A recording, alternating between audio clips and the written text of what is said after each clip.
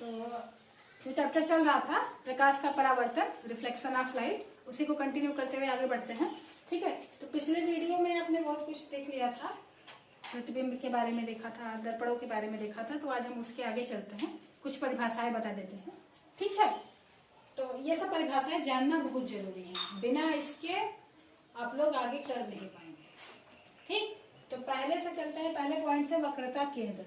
वक्रता केंद्र, ठीक है, तो केंद्र से पहले आप देखिए, वक्रता के चक्कर में ना पड़िए। अभी बस बहुत बच्चे डर जाते हैं कि अरे ये क्या आ गया है, तो नया शब्द आ गया जो कभी सुना ही नहीं था। लेकिन केंद्र तो ऐसा है जिसको आपने सुना है ना, केंद्र को तो सुना है, यानी कि क्या है, सेंटर ऑफ कर्वेचर। सेंटर ये है, कर्वेचर ये है, तो सेंटर ऑफ कर्वेचर। केंद्र के बारे में बहुत पहले से जानना, जब से आप गोला पढ़ रहे हैं तब से। गोला पढ़े, वृत्त पढ़े, सब चीजें पढ़े ना, तो देखो क्या होता है, कोई गोला है, उसका कुछ ना कुछ केंद्र होगा, सेंटर होगा, है ना। तो सेंटर किसको कहते हैं, सेंटर उसे कहते हैं जहां से दूरियां जो समान, दूरियां समान, यहाँ से यहाँ तक की दूरी लोगी समान होगी, यहाँ से यहाँ तक की दूरी समान होगी, यहाँ से यहाँ तक की दूरी समान होगी। ऐसा बीच का पॉइंट होता है जहां से सभी जगहों की दूरी समान हो, वो क्या कहलाता है, सेंटर कहलाता है। तो किसी गोले का केंद्र, किसी गोले का केंद्र, कौन सा गोला, ध्यान से सुनना, किसी गोले का केंद्र जिससे दर्पण बना हुआ है। गोला लेंगे, गोला को कट करेंगे, कट करके दर्पण बनाएंगे, है ना। कांच का जो कांच है वो गोली है, उसको कट करके भी दर्पण बनाते हैं। जब गोले दर्पण बताए थे तो बताया गया था ये सारी चीजें। तो वक्रता केंद्र क्या होता है, तो दर्पण जिस गोले का भाग होता है उस गोले के केंद्र को दर्पण का केंद्र कहते हैं। यानी जो गोले का केंद्र होगा वही किसका केंद्र होगा, दर्पण का केंद्र होगा, है ना। और इसको क्या कहेंगे, वक्रता केंद्र कहेंगे। यानी कि गोले के केंद्र को ही दर्पण का भी केंद्र कहेंगे, उसी गोले के केंद्र को कहेंगे जिससे दर्पण बना होगा। ये नहीं कि यहाँ पे इस गोले की बात कर रहे हैं, दर्पण कहीं और पे हो। अगर इसी गोले से दर्पण बना, देखो ये पूरा गोला था, इसको काट के मैं दर्पण बना दिया, तो दर्पण जिस गोले का भाग है उस गोले के केंद्र को दर्पण का वक्रता केंद्र कहते हैं। ठीक है, समझ गए। अब समझो कि ऐसा क्यों हो रहा है कि गोले का केंद्र ही दर्पण का केंद्र हो रहा है ना। जो गोले का केंद्र है वही दर्पण का भी केंद्र है। ठीक, जो गोले का केंद्र है वही दर्पण का भी केंद्र है। ठीक है, तो अब जैसे कि जो गोला होगा, अब गोला मान लो ये गोला है और इससे काट, दो गोले हैं, दो गोले में से जैसे एक ये गोला है, एक ये गोला है, इससे हमने दर्पण बना दिया, लेकिन अब केंद्र इसका है, दर्पण उससे बना है पर केंद्र इसका लेना, तो ये गलत हो जाएगा। जिस गोले से दर्पण बना रहेगा उसी गोले का केंद्र मानेंगे, है ना। जिस गोले से दर्पण नहीं बना उसके केंद्र को हम नहीं कंसिडर यहाँ पे करेंगे। तो ये गोला था, इसी गोले को काट करके हमने दर्पण बना दिया, तो जो गोले का केंद्र होगा वही दर्पण का भी केंद्र होगा। और दर्पण के केंद्र, गोले के केंद्र को सिर्फ केंद्र कह रहे हैं, दर्पण के केंद्र को हम क्या कहेंगे, वक्रता केंद्र। थोड़ा सा तो डिफरेंस होना चाहिए। तो कर्वेचर ऑफ सेंटर, तो वक्रता केंद्र समझ गए। इसका परिभाषा ऐसे लिखेंगे कि दर्पण जिस गोले का भाग होता है उस गोले के केंद्र को हम लोग दर्पण का वक्रता केंद्र कहते हैं। ठीक, तो ये चीज समझ गए। तो जैसे यहाँ पे वक्रता केंद्र था, सेम एज ऐसे हम आगे के डेफिनेशन पे पढ़ेंगे वक्रता त्रिज्या की तरफ। तो जैसे अभी वक्रता केंद्र देखा, वैसे वक्रता त्रिज्या को भी देखते हैं। देखिए, रिलेट करना बहुत जरूरी है। जब तक आप इसको रिलेट नहीं कर पाएंगे एक दूसरे से, तब तक समझ नहीं पाएंगे, है ना। जैसे केंद्र को इतने अच्छे से कैसे बताया गया, जब तक हम गोले के केंद्र के बारे में नहीं जानते रहेंगे तो दर्पण के केंद्र को नहीं बता पाएंगे। ठीक ऐसे ही वक्रता त्रिज्या की जब बात करते हैं, तो एक गोला हमने लिया था पहले ही, गोले को काट करके दर्पण बनाया था। ये जब गोले दर्पण बताया गया था तभी बताया गया था। तो अब गोले का भी तो केंद्र है, जो गोले का केंद्र हुआ वही दर्पण का भी केंद्र हुआ। अब जब गोला है तो गोला का त्रिज्या भी तो होगा, त्रिज्या भी होगा। तो जो गोले का त्रिज्या होगा वही दर्पण का भी त्रिज्या होगा। अब देखो यहाँ पे एक चीज ध्यान देने वाली बात है कि गोले की त्रिज्या तो इधर भी है और इधर भी है। बीच में ऐसे हम लाइन एक खींच दे तो ऊपर भी त्रिज्या, इधर भी त्रिज्या। त्रिज्या तो किसी को भी कहेंगे जो भी लाइन सेंटर से हो करके जाएगी, है ना, सेंटर से होकर के जाएगी और बराबर बराबर दूरी पे रहेगी, वो त्रिज्या हमेशा कहलाती है। लेकिन अब यहाँ पे थोड़ा सा अंतर हो जाएगा, गोले का त्रिज्या इधर भी होगा, इधर भी होगा, इधर भी होगा, मतलब एक गोले में अनंत त्रिज्याएं हो सकती हैं। लेकिन दर्पण का त्रिज्या वही लेंगे जहां से ध्रुव की बात किया जाए। यानी अभी आप ध्रुव तो जाने नहीं है ध्रुव क्या है, तो बस अब इतना समझो कि जिधर से परावर्तन की क्रिया हो रही है, जहां से परावर्तक तल है, जहां से परावर्तन की क्रिया होती है परावर्तक तल कहलाता है, यानी कि इस चिकने सतह को ही तो परावर्तक तल कहेंगे। तो सेंटर से लेकर यानी केंद्र से लेकर के परावर्तक तल के बीच की जो दूरी होती है वही क्या कहलाती है, वक्रता त्रिज्या कहलाती है। तो गोला जिस दर्पण जिस गोले का भाग होता है उस गोले के त्रिज्या को वक्रता त्रिज्या कहते हैं। लेकिन अंतर ये होता है कि गोले में त्रिज्या अनंत हो सकती हैं, पर दर्पण में त्रिज्या कहाँ से कहाँ तक लेंगे, त्रिज्या एक दूरी होता है। तो परावर्तक तल से सेंटर के बीच की जो दूरी कहलाएगी वो क्या कहलाएगी, वक्रता त्रिज्या कहलाएगी।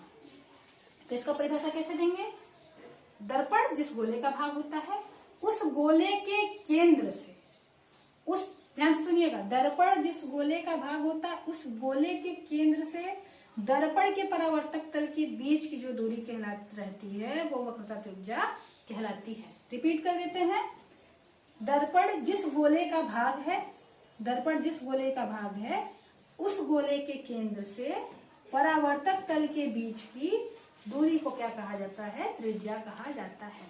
इसे आर से प्रदर्शित किया जाता है, स्मॉल आर से। क्यों, रेडियस ऑफ कर्वेचर, रेडियस का पहला लेटर आर है इसलिए इसको आर से प्रदर्शित करते हैं।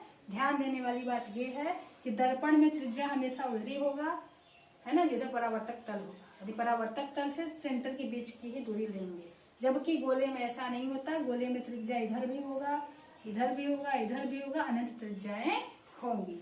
ठीक, अब दर्पण में ये जरूरी नहीं है कि त्रिज्या एक है या अनंत है, इसका अभी हमें पढ़ना नहीं है कि कितने होते हैं। ठीक, तो बस अभी आप यही समझिए कि कोई भी दर्पण है, दर्पण का एक ही त्रिज्या हो सकता है और गोले में अनंत त्रिज्याएं होती हैं। तो परिभाषा समझ में आ गई। एक बार फिर, दर्पण जिस गोले का भाग होता है उस गोले के केंद्र से परावर्तक तल के बीच की दूरी को त्रिज्या कहते हैं। ठीक, क्लियर हो गया है ना। अब आगे चलते हैं, वक्रता केंद्र भी हो गया, वक्रता त्रिज्या भी हो गई। अब आगे चलते हैं अगले पॉइंट पे, ध्रुव की तरफ।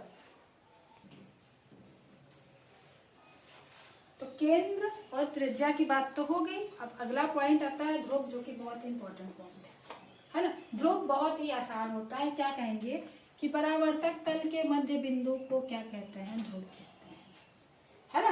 परावर्तक तल ये रहा, इसके मध्य बिंदु को क्या कहेंगे, ध्रुव कह देंगे। ठीक है, तो परावर्तक तल के मध्य बिंदु को क्या कहते हैं, ध्रुव कहते हैं। इसे पी से प्रदर्शित करते हैं क्योंकि पोल का पहला लेटर पी है, इसलिए पी से प्रदर्शित करेंगे। ठीक है, तो ध्रुव किसको कहेंगे, ध्रुव कहेंगे दर्पण के परावर्तक तल के मध्य बिंदु जो है उसी को क्या कह देंगे, ध्रुव कह देंगे। अब देखो, अब यहाँ से एक वक्रता त्रिज्या की और भी परिभाषा बन सकती है। अभी तक हमको यहाँ पे पॉइंट नहीं पता था, लेकिन अब पता चल गया। तो इसको ऐसे कह सकते हैं कि वक्रता केंद्र से ध्रुव के बीच की दूरी क्या कहलाती है, वक्रता त्रिज्या कहलाती है।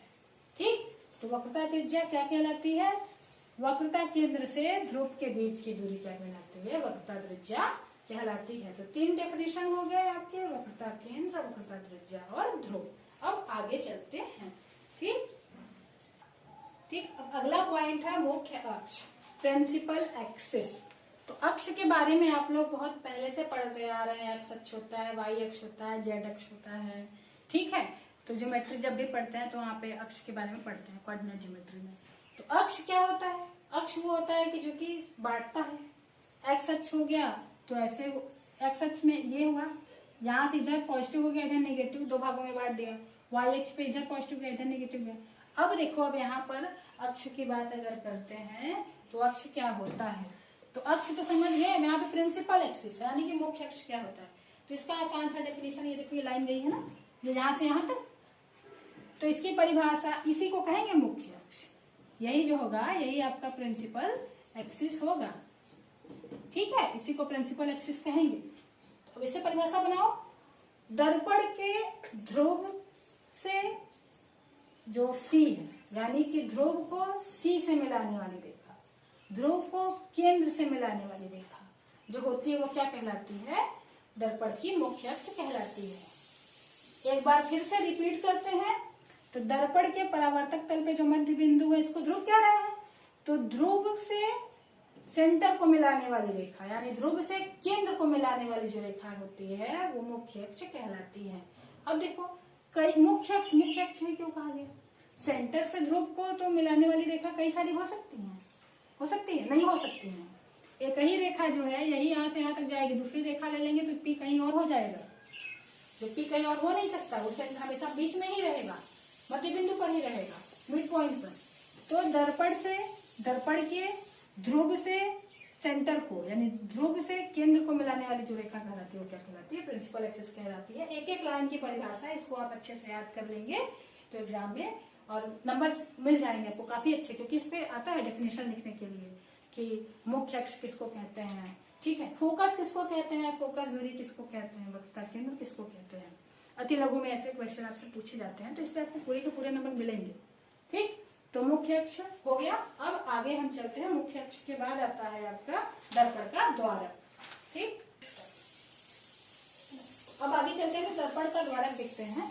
तो द्वारक क्या होता है? द्वारक, द्वार है ना, द्वार, द्वारपाल, ये सब चीजें से क्या समझ में आता है कि द्वार यानी कि जो दरवाजा होता है जिससे हम अंदर एंट्री करते हैं वो द्वार होता है।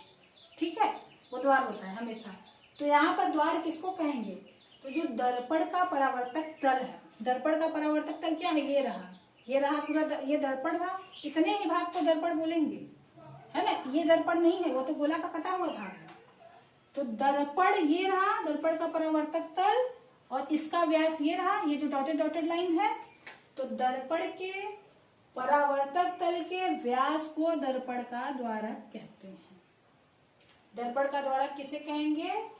दर्पण के परावर्तक तल के व्यास को दर्पण का द्वारक कहेंगे। ठीक, एक बार फिर से रिपीट कर लेते हैं, दर्पण के परावर्तक तल के व्यास को दर्पण का द्वारक कहते हैं। ठीक है, तो दर्पण का द्वारक जो था वो बहुत ही आसान था, ये इतना ही था। ठीक, तो यहाँ पे दर्पण का द्वारक जैसे इसको M1 कर दो, ये हो गया M2। तो M1 और M2 क्या है? वो दर्पण के द्वारक है। ये दर्पण का परावर्तक तल है, दर्पण का व्यास है, तो इसको क्या कहेंगे? दर्पण का द्वारक कह देंगे। ठीक है, तो ये हो गया दर्पण का द्वारक। दर्पण से संबंधित आप लोगों ने परिभाषाएं देख ली, अभी और परिभाषाएं बची हैं, इतनी ही नहीं है परिभाषाएं और। अभी फोकस के बारे में बताया जाएगा, मुख्य फोकस क्या होता है, ठीक है, फोकस दूरी क्या होती है, फोकस तल क्या होते हैं, फिर इसमें प्रथम फोकस, द्वितीय फोकस, प्रथम फोकस, द्वितीय फोकस जो है वो आपके लेंस में बताया जाता है, यहाँ पे जरूरत नहीं है, लेकिन थोड़ा सा हम डिस्कशन इस पर भी कर लेंगे। तो अभी तक के लिए बस इतना ही, और आप वीडियो को देखिएगा। अगर आपको जहाँ भी थोड़ी सी भी गलती दिखती है तो आप तुरंत ही कमेंट करिएगा, क्योंकि आपके कमेंट से ही हमको पता चलता है कि कहाँ पे गलतियां हैं, कहाँ पे सुधार की जरूरत है। ठीक है, तो उसको करिएगा। जो भी डाउट होगा वहाँ पे मैसेज कर सकते हैं, कमेंट बॉक्स में जा करके कमेंट कर दीजिएगा। ठीक है, तो आज के लिए बस इतना ही, अगला देखेंगे कल के वीडियो।